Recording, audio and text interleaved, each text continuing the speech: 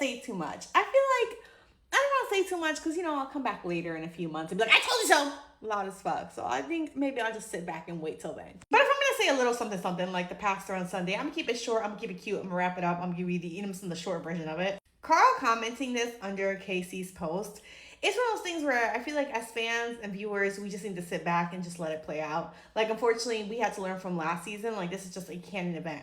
Like, all these Islanders always seem to have to learn this lesson the hard way. And for those of us who were here last year, right, waving the red flags and being like, everybody get the fuck away from Ace. Like, this is crazy. Get away from him, right? And then everybody left Villa and was being buddy-buddy with Ace. And we all kept being like, all of us with common sense kept being like, why would y'all hang out with him? Like, he's such a bad person. Like, this is crazy. And then Islanders, like Nick and Landra, the two first people who should have gotten the fuck away from Ace, far as fuck from him, right? Still continued to hang out with him, right? Like, Nick continued to hang out with Taylor. He continued to hang out with Ace, even though had he watched the show back, he would have seen clear as day, those are not your friends. Stay the fuck away from them. Look at the way that they did Landra. Nope, everybody refused to watch the show, right? Because this is what happens when everyone refuses to watch the show.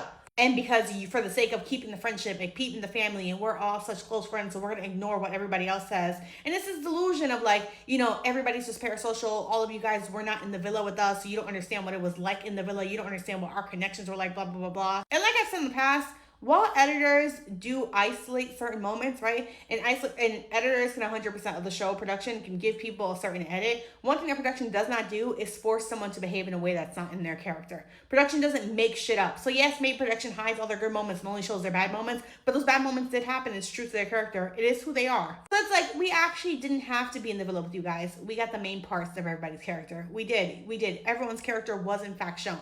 And just like last season, when Nick and Landra continued to be friends with Ace and Taylor when they should have been cut them off for the sake of taking the high road, for the sake of like, oh, what happened in the villa just happened in the villa. It's fine. We're all better people. We're all moving on. Just for it to blow up in their face, just for all of a sudden that jealousy to creep out a few months later when they weren't relevant anymore and start shading them and doing funny things towards them.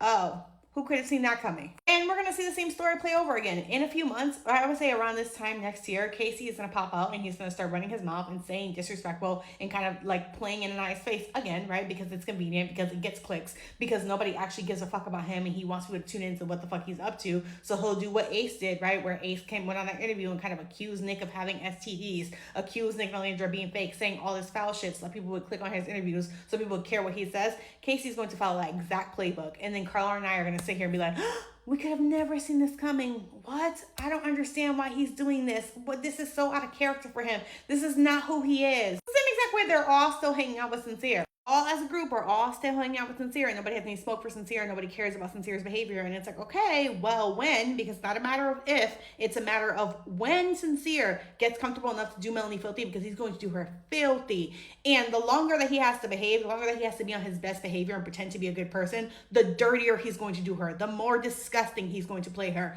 They're all, as an entire group, are all going to act shocked and be like, that's not the Sincere we knew. We never knew him to be this person. We're shocked. We couldn't believe that he would do this. Okay, canon event. The words of my mother, those who don't hear will feel. So, I'll be here to say I told you so. I sure will.